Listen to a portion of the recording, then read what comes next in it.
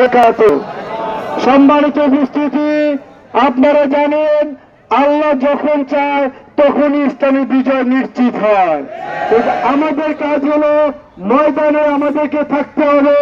যখন যে অবস্থা ডাক আসবে আমরা ময়দানে যুদ্ধের জন্য চলে আসতে হবে। আমরা যখন রেডি থাকবো, আল্লাহর ওয়াদা হলো তোমরা যখন রেডি থাকবে আমার মালাইকা ফেরেশতাও রেডি আছে এবং তোমাদের সাহায্যের জন্য তোমরা কোনো ভয় করো না, চিন্তা করো না।